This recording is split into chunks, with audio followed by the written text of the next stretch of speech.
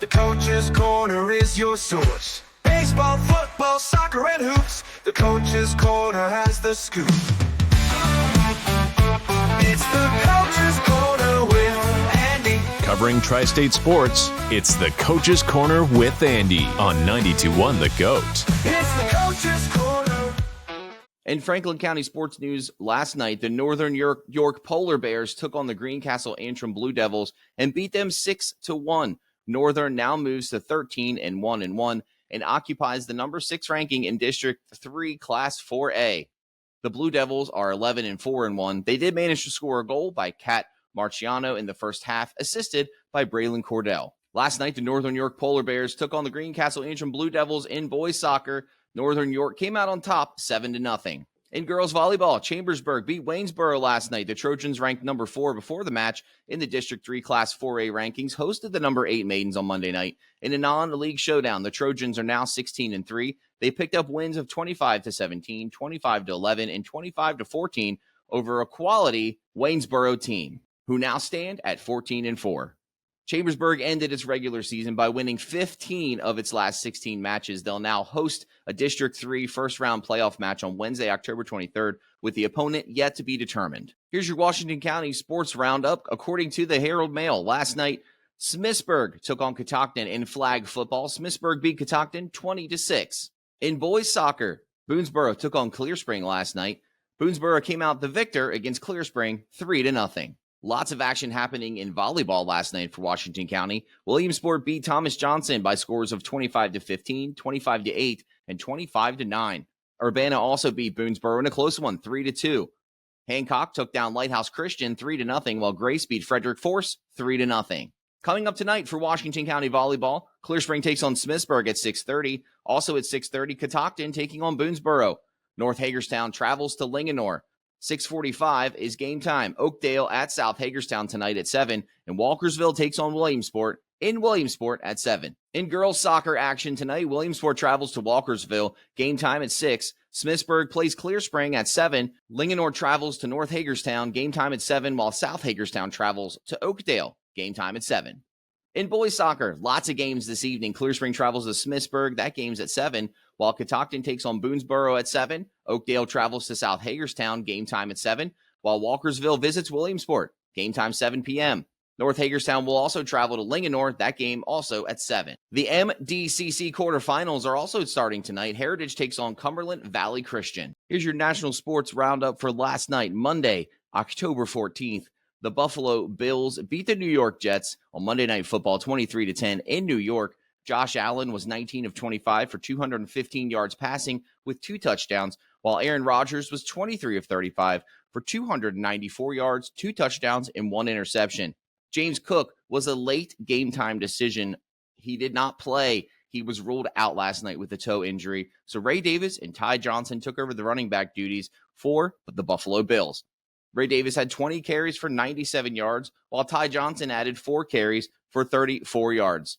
On the Jets, Breece Hall carried the ball 18 times for 113 yards, while Braylon Allen had 3 rushes for 8 yards. Ray Davis was also the top receiver for Buffalo last night, 3 receptions for 55 yards, and Dawson Knox hauled in 1 catch for 12 yards and a touchdown. Mac Hollins also scored for the Buffalo Bills on 1 reception for 8 yards for a score.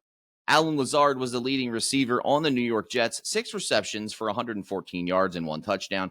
Garrett Wilson also hauled in 8 receptions for 107 yards and 1 touchdown. Last night in the Major League Baseball playoffs, the National League Championship Series Game 2 took place. The Mets beat the Dodgers 7-3. That moves the series to tied at 1-1. The Guardians took on the Yankees in the American League Championship Series Game 1.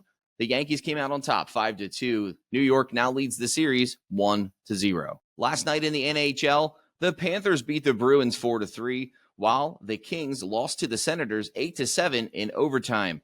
The Utah Hockey Club lost to the Devils 3-0, and the Red Wings fell to the Rangers 4-1.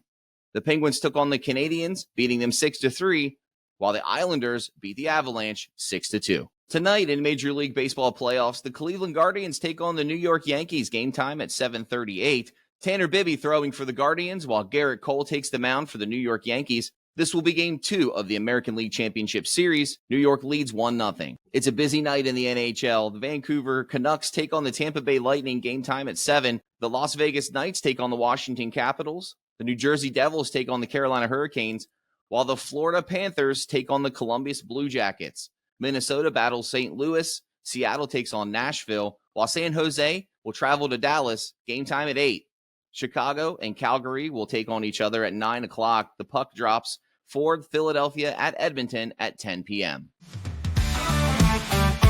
It's the Coach's Corner with Andy. Covering Tri-State sports, it's the Coach's Corner with Andy on 92.1 The GOAT. Hey, I got Ray Shriver here with me. He is the Smithsburg Cross Country coach at Smithsburg High School. How you doing today, Ray? Doing well. How about yourself? I'm doing excellent. So what we're going to do today is talk a little bit about your cross country team, what cross country running is. We'll highlight some of your runners, and we'll also go over anything you guys have coming up in your season here. So Let's start with a little bit of your background. So how long have you been coaching at Smithsburg? I hear pretty long. I've been at Smithsburg 26 years. Okay. I've been coaching cross country for 24 now. Okay. And I hear is this your 40th year overall coaching? It is my 40th year overall of coaching. Wow. I think it's if you count all the sports I've coached, it's like 104 seasons. Oh my! What other sports did you coach? I coached track and indoor track, and then in my first 5 years, I coached JV football at North High. Nice. Were you a track runner yourself when you were in high school? I was a track runner. Not Did very you? good, but I was a track runner. Did you run just track, or did you do any of the other sports in track and field? I ran track and I played football in high school. Okay. Did you do any doesn't track and field have like the javelin throw stuff, the shot put? I was a middle distance runner. Okay. That was So you focus on that was one of my questions. Do most of the athletes do 2 events, or do they focus on one in high school? Most will focus on a couple. We have a few that if they're very talented, we'll try to get them in more. Yeah. The limit was 4. They've just changed that at the state level to 6 events per meet. Mm-hmm. Not too sure I'm a fan of that, but we'll see how it goes. But occasionally we'll have those that'll just do a single event. Okay, cool. That's very awesome. I always wondered that. I didn't run track and field myself, but I played soccer, so I was in a running sport. You were, yes. I enjoy, don't hurt me, but I don't enjoy running for fun. Most people don't. If we're playing a sport and it involves running, I'm perfectly fine with that. But more power to you and the track and field athletes, because I honestly don't know how you do it. I watched the Summer Olympics and amazed at what people can do. It's really something. It's really cool to see. This being your 40th year coaching overall, is this your last year coaching? This is my last year. If my grandchildren live closer, I'd probably stay longer, but Gotcha. I'm missing too much time. So I'm taking hear this opportunity to step down and go chase them across the country some. So you'll still be running. You just be running after something different. Yes. So what's one of the proudest moments you have as a coach in any sport? Wow. I would say that's a lot of moments for 40 years. There were tons of. I mean, I'm proud of all the state champion runners that I've had and the teams that I've had. I maybe the most proud was when my son Matt won the state championship in cross country in 19 with Williamsport. Nice. And we were second, so I got to stand up on the podium with him, and that's awesome. That was really special because as a parent, you always want to see your child succeed. Yeah. And I happened to be there when he had that success. It was fun. So was he coaching Williamsport or running for Williamsport? He was coaching Williamsport at the time. Okay, so he's a coach at Williamsport. He was. He no longer is. He is. Okay. He has moved on to another job since then. Gotcha. Well, that's cool that he has a state title under his belt, especially with you by his side. That's really awesome. Not a lot of dads and sons get to experience something like that together. Correct. Yeah. It was a very surreal moment. Well, with anybody coming in that's new to high school coaching, if there was one piece of advice you could give them, what would that piece of advice be? Don't get hung up on the wins and losses. I mean, it's always great to win. I love to win. But it's more important to build those relationships with the athletes and to see them grow and mature. I've said it many times. My number one goal as a cross country coach is to make lifelong runners. Yeah. Winning is secondary.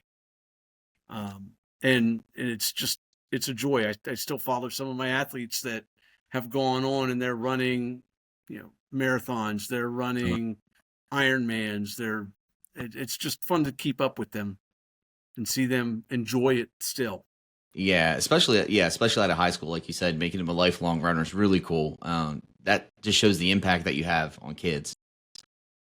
Well, thank you. Yeah, you're welcome. So you mentioned your one son, Matt. You have two other sons as well, and you were actually able to coach all three of them. Is that correct? At one point, that would probably fall under my favorite 7 years of coaching. when the three of them came through. Yes, and there was 1 year where I actually had all three on the team at one time. Wow, that's really cool. That's almost unheard of these days. So it was fun. I hope it was fun for them. It was for me. I tried very, very hard to treat them as I would treat all the other athletes. Mhm. Sometimes I might have been a little harder on them than others, but Yeah, I think they had a good experience. I can relate to that. I coach my daughter in soccer, and my wife has to pull me aside sometimes, and she's like, "Don't be so hard on her." And I'm like, "I know, but she's my kid. I can do that Right. if I want to." Right. Exactly. But that's always a fun time with the cross country team there at Smithsburg. So let's talk a little bit about cross country. It differs a little bit from your regular track running. In cross country, you run in the country, technically. So tell us a little bit about Smithsburg's cross country history. I see you guys have 3 state titles in the last 19 years with the girls team. Is that correct? That's probably right. Got to count them We've up. won since 1, 2, 3, 4, 5 since 2000. Okay. All right. That's awesome. So,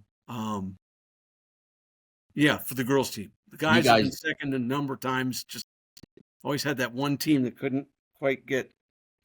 Well, second place isn't horrible. No, I'm very proud of all the kids that have run for me.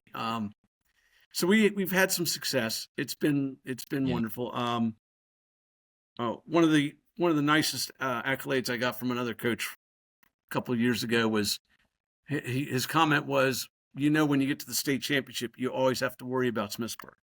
You might beat them, they might beat you, but they're going to be there. They're going to be tough, and that's a good place to be at with your program.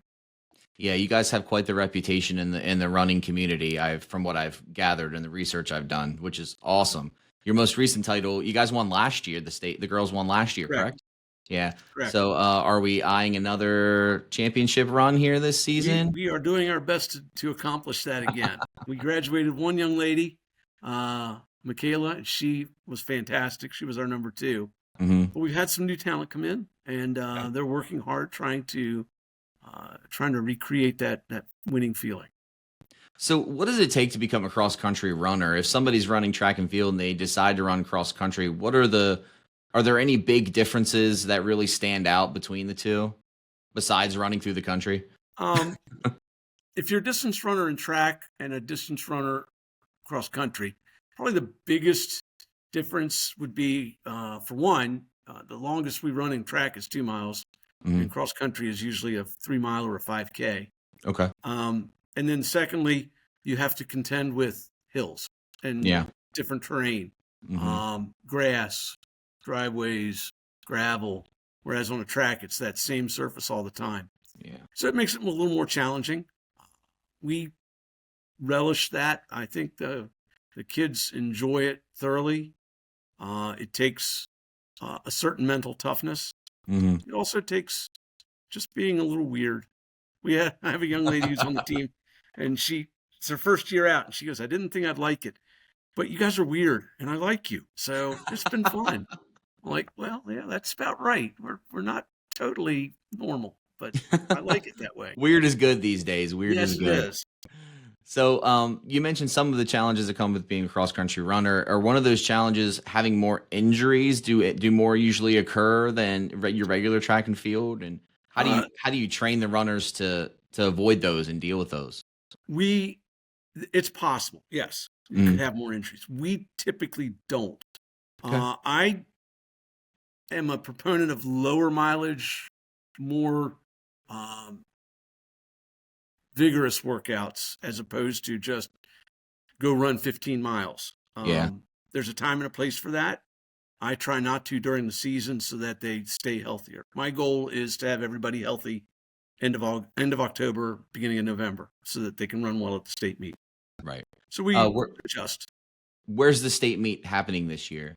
The state meet is almost always at Hereford High School Okay. in Parkton, Maryland. Mm. Great tradition there. It is a very difficult course, which actually helps us because we have a lot of hills that we can train on. Yeah. So that it puts us at a slight edge. Yeah. So I definitely can't wait to hear what happens with the team. I'm sure you guys will. I think you'll finish in first. I think you guys will get another state title. Maybe boys have a and chance. girls. That's all I ever Maybe ask. boys and girls this year. Boys have a huge challenge in front of them. Liberty High School is amazingly tough, Uh-huh. but it's not impossible. And then we're gunning for it. Good. Well, that's great. So, Ray, I hear you're a big O's fan. I have been an Orioles fan since 1970. All right. Um, Awesome. And interestingly enough, we were living in northern New Jersey, South Hackensack, New Jersey at the time. And everybody around me was a Yankees fan because you could be right across the river from New York. Yeah. And I just latched onto those. Brooks Robinson was my hero. But Paul Blair, Andy Etchebarren, oh man, that whole crew, they were great. And made me fall in love with them. And then we eventually moved down this way. And it's been fun. I got to go see Cal's last game. Oh, wow. Cool. Been to a couple of really fun games. My middle son and his wife got married at Camden Yards. So that was I kinda heard you funny. could do that. That's cool. That's awesome. It was pretty awesome. She was a ball girl for them in 2012. Oh, okay. So, yeah, there's a lot of Oriole connections there. We Yeah. really try to I try to go as often as I can. The great thing about being an Orioles fan that I've found is when you do go to those games, the stadium just adds to the team. I love Camden Yards. It's such a nice stadium. It always has been ever since, I've been going. But I grew up with the Orioles as well. I'm 37 and I've never loved another team besides the Orioles since I could. Right. Always on in my house. Baseball was on every night. If it wasn't football season, baseball was on. Right. But yeah, so I'm a big O's fan too. What did you think of the end of the season this year? It was disappointing, but Yeah. I mean, the pitching staff was taking a lot of grief there at the end, and boy, did they step up. Yeah. And then the bats went cold, and that happens. It's unfortunately. But I think that I think Elias has him heading in the right direction. Mhm. Maybe needs to speed that process up a little bit with a free agent or two. Yeah. You don't want that window to close while these guys before we lose them to free agency. Yeah, exactly. We'll So see. But were you on board with when they moved up Jackson Holiday as early as they did?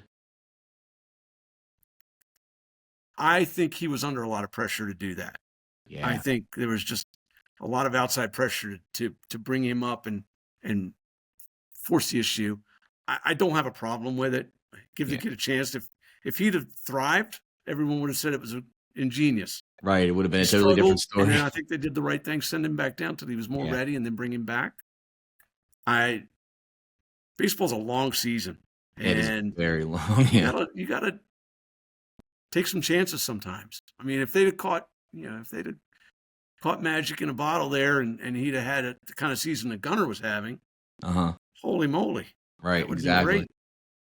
And he'll get there. I think he's tons of talent. Yeah. They're exciting to watch. It's really, really fun. So Yeah, it's nice to have exciting baseball back in the area. That's for sure. that it is. I remember, like you said, back in the days when the Cal Ripken days. Those are the earliest days I would remember. Cal Ripken, Mike Mussina, Mike Bordick, Yes, those '90s years, and Those B.J. were some good years Surhoff. too. Yeah, that's about when I started to really latch on to it. And you get old enough to figure out, oh, this is kind of cool. And some of the best memories. I remember my very first game. We went to Camden Yards and we sat up in the nosebleeds. And I looked at my mom and dad and I said, I didn't know the baseball game was going to be like this. And I told him, I was like, I don't want to come back because I'm a kid and we're way up high. But then I went to another one as I got older, and you appreciate it differently than you do as a kid, for sure. You Yeah. do. But yeah, I think their future is bright still, and I'm really excited to see what they do. Are you an NFL fan at all? I was a pretty hardcore Colts fan. Okay, Had- all I right. had season tickets. So last year they were in Baltimore. Then they broke my heart. Yeah. Um, So you're not a and I Ravens struggle. fan? I'm a Ravens fan, but Okay, it's just not the same as the Orioles. right. Oh yeah, for sure. Yeah, But I like. I'm a Washington Commanders fan, so being an Orioles fan and a Commanders fan the past 10 years, I know what heartbreak's like. So the excitement right now is real. My yes, baseball team and my football team yes, are decent again. yes, So and um, relish it while we can. yeah, exactly. And I don't have a problem with the Ravens either. I think they're a really good football team. I really like Lamar. Um, and I really like what they're doing over there too. They're exciting to watch. Yes, Yeah. I really like the new quarterback the Commanders have. I think he is the real deal, and I think he's going to Yeah. make that future in that franchise look pretty good. Yeah, I remember I watched the first game for the Commanders, and they lost the first game, and I was like, oh, here we go again. Minimal stats from Jaden Daniels, and I'm thinking, I don't know if this guy's right. Then that game against who was it against? The Bengals, the Monday night game, when they kind of really broke out. Right. And usually I don't catch the beginning of the games on Monday night games. I have two little ones, so we get them to bed, and by the time I get everything done, I get to sit down. The first quarter is usually over. Mm-hmm. Tuned into the game, and they were winning. My first thought was, wow, okay, sweet. The team's winning, probably won't last. And normally it's I'll watch a quarter and then I'll change it to something else because they Right. start to lose. And man, one score after another. And I looked at my wife and I said, am I dreaming? Is this real? And then they keep producing. So I hope it keeps up. It's Yeah. exciting to watch. The NFL's been really, really crazy so far this year, and it's made for some interesting weekends. But yeah, it's fun to watch. Yeah. It is. Yeah. Well, Ray, it's been a pleasure talking to you. I Thanks, hope you Jim. guys can make that state title run this year. Good luck to your boys and your girls in the cross Thank you. country department. And we'll have you back on here shortly, maybe after you guys grab another state title. Okay. Well, that would be fun. All right. You have a good one, Ray. Thanks for hanging out. It's the Coach's Corner with Andy. Covering Tri-State sports, it's the Coach's Corner with Andy on 92.1 The Goat. Hey, I have Adam Rudy here. He's at Smithsburg High School, and he was the track and field coach previously. And this year, you're taking a little bit of a break, right? Yeah. So my daughter was born in July. Congratulations. Thank you. She turned 3 months on Monday. Oh, So great age. yeah, it is right. And I've got a 3-year-old. So my life, That age. my life is No, kind of I'm kidding. hectic. Yeah. So my wife is a teacher in Frederick County, and she took maternity leave like up to November, and I'm going to take paternity leave November and December. So I won't be there for the beginning of the year. So I'm sort of stepping back and not coaching indoors. I'm doing some stuff behind the scenes. But our assistant coach Stacy Crawford is going to be the head coach. She was head coach when I was on paternity leave last time in 2021 or 2022, and I'm confident she's going to do a fantastic job. We got a great staff, great kids. So I think they're going to continue what's happened the past couple of years. So give us a little bit of a background about yourself. How long have you been coaching over there at Smithsburg for the track and field team? So this is my 11th year in the county. I haven't spent all my time at Smithsburg. I taught at South for 7 years before I got here. So from 2014 to 2021, I taught there. So I coached cross country every season there, or every year there. I started as like volunteer assistant, then eventually head coach. I agreed. I was like, hey, I'll be head coach if I don't have to do any of the paperwork. And the previous head coach was like, absolutely. And then I ended up doing some of the paperwork as she was getting busy with her grandkids. Tammy Mariner's fantastic. And then I was also assistant track coach there for 5 years. And some kind of things happened. I decided to make a decision and I actually saw that the Williamsport track job was open, so I applied for it. And I asked Mr. Myers, who's the athletic director here, was my old athletic director, would you be a reference? And he was like, sure, but what do you think about taking over our track position? And I was like, yeah, that sounds great. A social studies teacher was leaving. I thought it'd be a perfect fit. Ends up that position got cut, so I was at South for a little longer. There's actually a time where I was like head cross country there and track here, which was kind of weird. We had like a COVID dual meet one time with Smithsburg and cross country where I knew like every kid's name, and so like, I was like writing down the results, and my assistant coach was like, "How'd you do that?" And I was like, "Well, I know them in the spring and us in the fall, so it works out." But I have been teaching and coaching full time at Smithsburg since the fall of 2021, and this would be my 6th year like coaching at Smithsburg. Cool, very cool. So, did you do track and field in high school?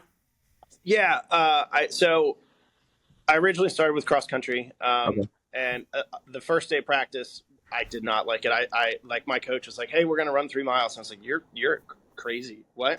I like did the warm up mile with like the best guys on the team, and I was feeling great. And he's like, "Yeah, we're gonna run 3 more," and I was like, "Excuse me?"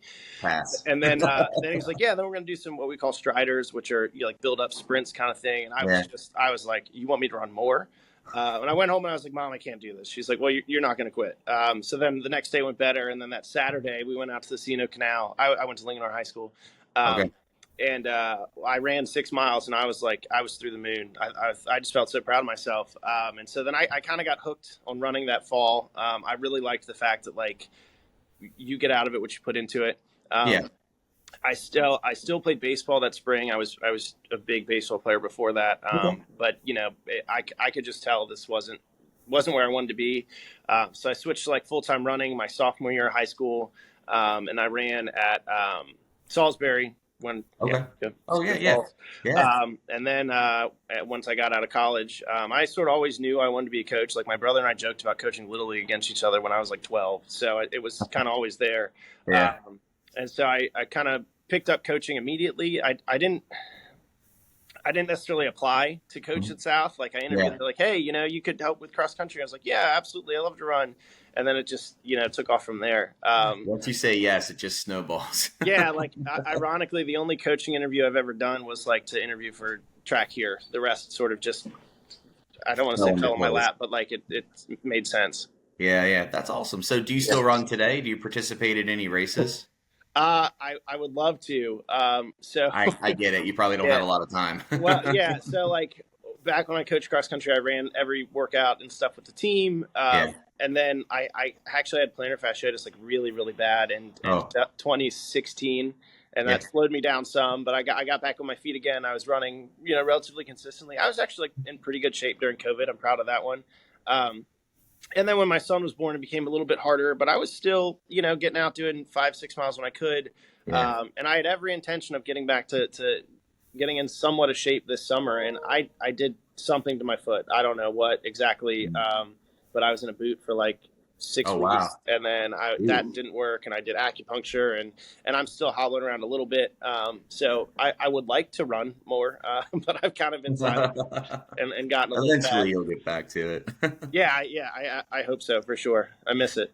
So Smithsburg has quite the reputation, and I would say in running overall, you guys have multiple state titles in track and field, outdoors and indoors, and cross country as well. I just spoke with Ray not long ago, Ray Shriver over there as well, and we were talking about all the state titles that you guys earned as well as him. So in 2023, what I want to touch on here is your team finished second in the outdoor track and field team standings for the 1A MPSSA division, and no one celebrated. No one even wanted to take a picture with the second place trophy. They didn't want anything to do with it, which I find most people would read that and be like, what? Like, that's rude. That's your natural reaction. But as an athlete and a competitor, that shows focus and determination. Like, you want the top spot. I like that. I feel like that's how you guys are as a unit. I want to say unit because running overall is Smithsburg. And then you guys actually placed first, and you earned your redemption this year, right? In May, you guys ended up winning the title. Yeah, so that that girls team that got second outdoors in 2023, they won indoors in a pretty commanding fashion. They that was the first indoor girls state championship in school history. And you're right, like Smithsburg has a very rich tradition of running success. It like I can use that to recruit kids in the hallway and be like, listen, our programs have more state titles than anybody else. Now it's with grain of salt when you get cross country indoors and outdoors, you get more opportunities. So, but still, if I'm trying to sell a program to a freshman, it's I'm going to use anything I can. But yeah, that outdoor state meet in 2023, like we ran great. Like we ran school records in multiple events. Like we crushed it. Kids ran their best races of the season. We scored 92 points, I think 92 and a half, something like that. And I thought if we get over 88, like done deal. Yeah. And, we were going up against Western Tech and they just lit it on fire. I mean, like going into the triple jump, they're supposed to be like 8th and 10th and they got like 3rd and 5th. Wow. And this happened in like the shot put 2 and the discus and the hurdles. They went like 2, 3, 4, 300 hurdles. They went like, I want to say like 1, 3, 4, something like, I mean, they were just, when we thought we were going to catch up in the points, we weren't able to. And we won this 4x4 final race of the day, school record, but it wasn't enough. So like we went in with every intention of winning that state title, and we just got beat. We ran great, but we got beat, and so the kids were not excited, right? Like the expectation or the hope was to win. And ironically enough, like we don't have too much trophy case space here at Smithsburg. So if it's not a state championship, the trophies come back to the coaches. So that is the second place trophy. And like the kids would see it in my classroom like the next year, and they're just like, I don't want to see it. Like I hate it. They get so mad about it, and I get it. At first I really hated it too. But we ran great, and just got beat by a better team that day. And so, there was definitely like, I guess you call it like a fire, as we got back in the fall, like it was like the first or second day of school and we had kids that were on the soccer team coming in and being like, tell me about track. When's it going to start? This and that. And like, that's abnormal. You don't see that frequently. That's awesome. And so, they indoors, girls cross country won states last year. Indoors, we had a battle with Hartford Tech till like the final 3 events. There was at one point it was separated by like 2/3 of a point. I mean, that was, I think I paced like maybe 10 laps of the PG Sports Complex that day. Like I was like jacked up, and of course Ray's like it's cool, but that's the wisdom of 4 decades of coaching versus 1. And then outdoors, I mean, we had almost the perfect day. We did luck out that like there are some classification switches. So like our competition indoors is in 2A outdoors. Actually 2 schools that are really good, Largo and Hartford Tech, were 2A outdoors. But still our girls, they knocked it out of the park. I think they scored like 125 points, 120 points. I mean, we scored in almost every event we took kids in. Like it's fantastic. Yeah. Couldn't ask for anything more. I feel like track and field, a lot of the sports in high school are required you to be athletic, but I feel like track and field it takes something extra, a little extra, something special in my opinion. Do any of your kids have like aspirations to be Olympians or anything like that? I know it's a little ways out of the way, but I'll start with like the athletic part first. Like, I would say like track and field is like the most extreme athletic ability, right? You're talking about doing things humans aren't supposed to do, like, running over hurdles and high jumping 6 feet and, taking a bar and throwing yourself over, 13-foot pole. But like, again, if you fine tune your central nervous system and you just hammer the speed, you get better at every other sport. So I use that to recruit a lot of kids. As far as like aspirations to be Olympians, I think every kid that runs track has an aspiration somewhere to be an Olympian, which it's a very, very lofty goal.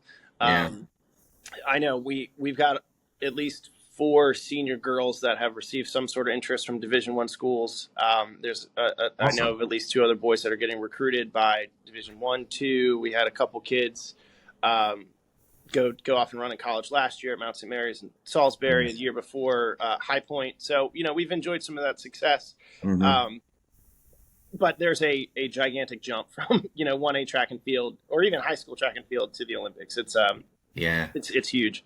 College first, and then Yeah. Actually, I remember like sitting down when I was visiting colleges and getting recruited, and the coach was like, "Yeah, you're not going to be an Olympian." And looking back gee, on that, thanks.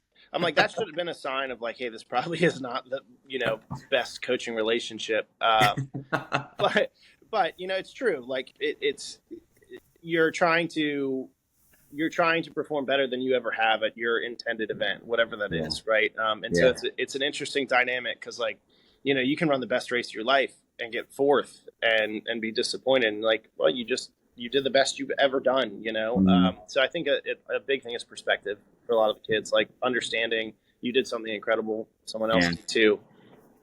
Yeah, I feel like when I, at least for me, when I think track and field, my mind automatically goes to the Olympics. Like that's what I think of. And then probably to high school because it's big in high school. Yeah. It's it's definitely a popular sport. So you said you have a couple seniors on the team that are getting ready to go to Division 1, 2, 3 colleges. Do you want to highlight any of them?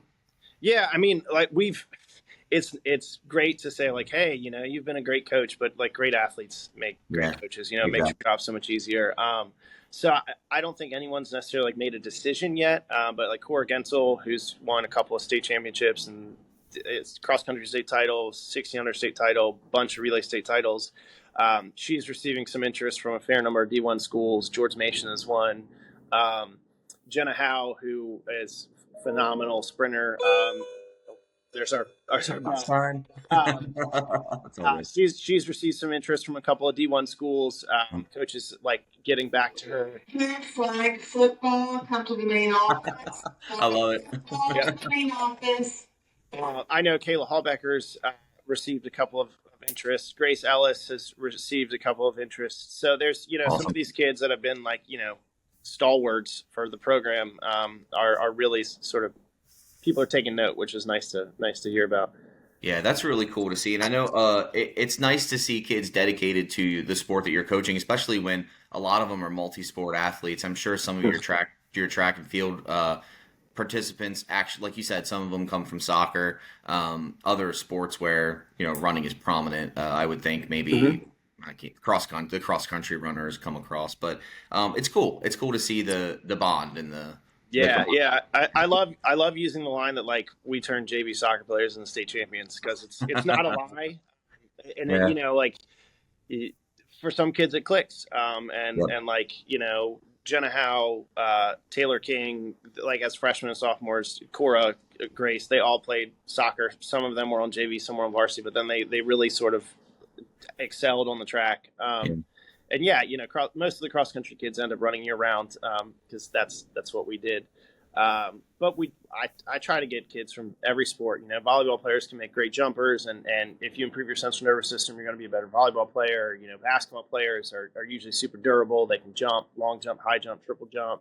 If I ever get a kid that says, "Hey, I did gymnastics," I'm like, "All right, pole vaulter, let's talk." So or hurdler. So it's interesting because. Like baseball, lacrosse, soccer, football, basketball, they all have, I don't want to use the phrase established feeder programs, but there's opportunities for kids to really, really dive into it before they get to high school. And we do have like a track program through like SYA, and there's a couple other local ones, but it's not nearly as intense as some of the other like travel sports and whatnot. And so a big job for a high school track coach is simply convincing kids to try it. Yeah. Now, do they have to try out to make the track and field team, or is anyone welcome? I welcome anybody. I say, like, if you've got a good attitude, if you're going to work hard, if you're going to show up on time, and you're going to be respectful of the program, you're welcome with us. That's sort of the expectations, because you never know. Like you get a 14-year-old kid who's a boy who's 5'1", 105 pounds soaking wet, and then all of a sudden he hits his growth spurt and is great as a senior. So yeah, I'll take anybody, and maybe that's I think most track programs are like that. I'm proud that our roster has been near 80 kids most seasons between boys and girls, so we're routinely one of the biggest programs in the school. But yeah, I want it to be a place where kids are welcome and they feel comfortable. And I mean, if a kid's going to come out to practice and be a distraction, then we're going to have a talk, But at first, everybody is welcome for sure. That's awesome. That can be another recruiting tool as well. You're welcome. You don't have to try out, and as Yeah, long as you yeah. Well, try. and that's funny. Kids are like, oh, I'm not fast. I can't do this. I can't do that. I can't run that long. And I'm like, well, hold on. We've got, 18 events. Like we can find Yeah. something for you, Yep. and often like most of our athletes are surprised, like the sprinters, especially of how little they actually run. Cause like everything we do is intense for the sprinters. Yeah. And Smithsburg's on this giant hill. Like I tell the kids, I'm like, hey, I'm not going to make you run up that hill that often. They're like, you're not? And I was like, no, we do it for a workout here and there, but like they're thinking of like coming out and running for 2 hours. Yeah. And that's not Yeah. what we do. You get a really, really good distance runner. And yeah, his senior year, his long run might come close to 2 hours, but Yeah. that's not what we're doing at the high school level. Right. Exactly. So, not to change the subject, but I hear that you're a giant diehard Orioles fan. Is that correct? Yeah, we got next to Samuel Siegel is the. Oh, there you go. Yep, I see it there. Yep. Yeah. So, obviously, I know your feelings, but what are your thoughts on the end of the season? How the season ended? Oh my gosh. Keep it friendly. Yeah. I can't say I'm surprised. Like we Yeah. saw the writing on the wall. I tried to be optimistic. The end of the last like week of the season went well. You're getting healthy and all this stuff. It just like, where is the situational hitting? This is the the giant diatribe. Like, where is the things to like manufacture runs in the postseason? Yep. You can't have your best players striking out 15 times a game, Agreed. or a series. Like the pitching was there. Like for last year, we're like, where's the pitching? Where's the pitching? Where's the pitching? Oh, we had all these injuries to the pitching. Like the pitching was there. The opportunities were there. Granted, I don't agree with pitching to Bobby Witt Jr. when he's like the Royals' main player, but I'm not the manager. But Maybe yeah. one day. Yeah, I might have to change a career path, but like, Then yeah, we'll it definitely was, have you back on. yeah, right. No, I mean, gosh, so frustrating. But again, like you got to take it with a grain of salt because like I sat through 100 lost seasons. Like No. I'm 32 and I don't remember too much of the 90s. So like the highlight of the Orioles for me was like like 2012 and 14 and 16 when there was hope and you had like Buck Showalter and I like my guys, why not? And then there was like a brief, I want to say I was like a freshman or a senior in high school, maybe even before that. There was like, I don't know, a month where they were in first place in the AL East, and I was like, "Oh, this is great." And then they went back to being the Orioles again. There's hope. There's hope with the new ownership. So like, I'm optimistic. We'll see what happens. I don't know that I'm going to buy season tickets yet because it's far away. But I'm definitely going to still be interested. I'm sure I'll be looking on MLB trade rumors here in 2 weeks to see if anything decent comes out. Yeah, that'll start firing up here soon. But yeah, I think their future's still bright. It may have dimmed a little at the end of this season, but yeah, I think they'll bounce back. Just I hope so. And yeah, I mean, there are a lot of question marks, but like that's sports, Yeah, exactly. Yeah. Well, Adam, it's been a pleasure. I know you're a busy man. I'll let you get back to teaching here, and thank you for coming on the Coach's Corner today. We'll have you back when Smithsburg gets another state championship. Well, let's knock on wood. Let's Knock on wood. I got you. the good things keep going. But like I said, really great athletes make us coaches look a lot better. It's the Coach's Corner with Andy. Covering tri-state sports, it's the Coach's Corner with Andy on 92.1 The GOAT.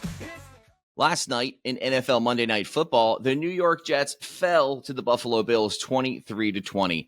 The New York Jets' woes continue as they now move to 2-4. As you remember, they just fired head coach Robert Saleh last week. Saleh was not doing too bad. I mean, the Jets had a chance to take over first place in their division last night. They didn't, but firing a coach when the team isn't playing that bad kind of made me scratch my head a little bit, but not my decision. Nonetheless, the Jets did fall last night. Aaron Rodgers looked okay last night. He threw for almost 300 yards while throwing one interception. That interception came on a key late game play to seal the game for the Bills. We'll touch on that in just a little bit. First, let's talk about other bright spots of the Buffalo Bills. Last night, Ray Davis and Ty Johnson carried the load in rushing. James Cook was ruled out as a last-minute decision for a toe injury. I know he had been missing some practices through the week. and it was a game time decision. They decided to take him out literally maybe an hour before the game. Ray Davis stepped up in a big way, 20 carries, 97 yards. Ty Johnson also did really well, 4 carries for 34 yards. But Ray Davis also shined in the receiving department, 3 receptions, 55 yards, and he had 3 total targets on the night. Other receivers, Dalton Kincaid had a great night, 6 receptions for 51 yards. Dawson Knox, the Buffalo Bills' second tight end, hauled in a pass for 12 yards and a score, while Matt Collins hauled in a pass for 8 yards and a score as well.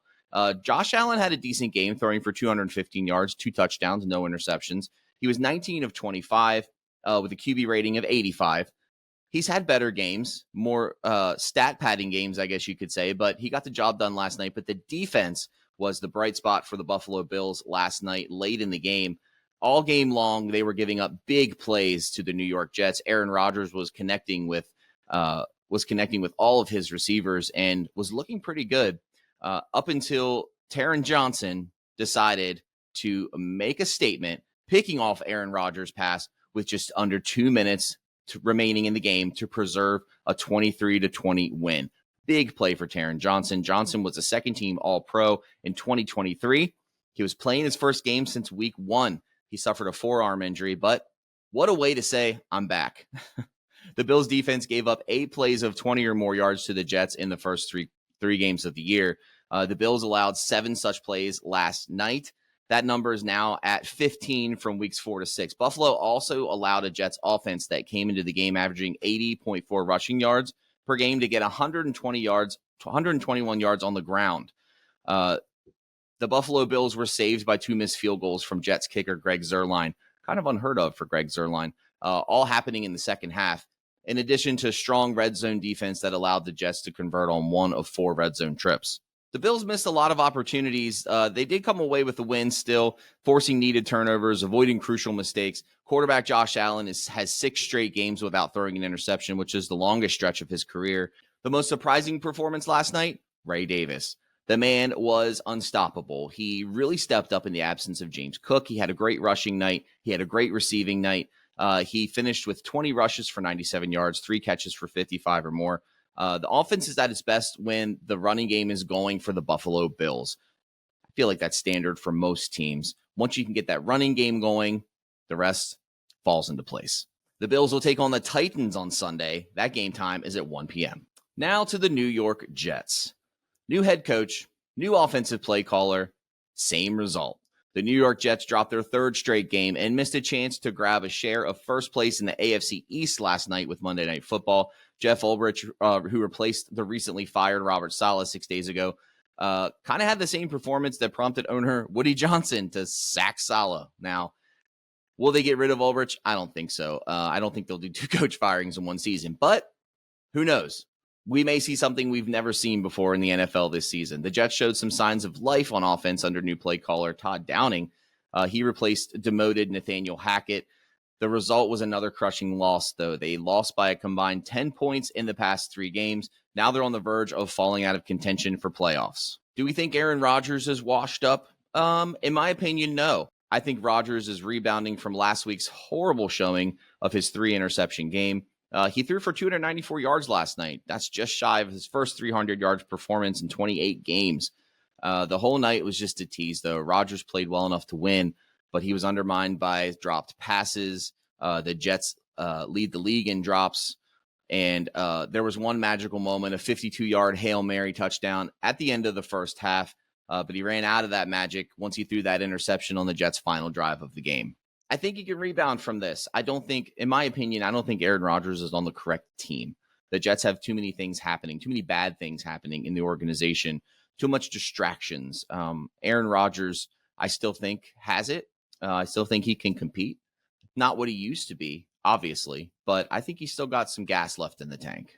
The most surprising performance last night was Breece Hall. He was a non-factor in the previous 2 games. Hall came alive with Downing calling the plays. Buffalo's shaky run defense might have had something to do with it. But either way, Hall was back to his dual threat ways. He had 113 yards rushing, 56 yards receiving, and there was more creativity in the run game last night for the Jets. The holes were bigger. Ultimately, though, it wasn't good enough in the red zone. They went 1 for 4 in the red zone last night, the Jets did. What's going on with the Jets' run defense? They haven't been very good. The tackling wasn't that great. The gap discipline left a lot to be desired. Their linebacker, C.J. Mosley, he returned from a 3-game toe injury, but he had limited snaps as Jamien Sherwood remained the Mike linebacker. Mosley was removed in the nickel. I'm not sure what's going on with this run defense. The Jets defense is usually a lot better, especially in the run game.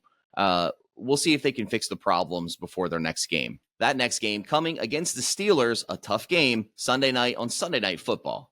The Steelers always have a tough defense, especially with TJ Watt coming in and pressuring the quarterback. Aaron Rodgers' true test, I believe, will happen next week. If you'd like to be featured on the Coach's Corner with Andy, email coach at 921thegoat.com.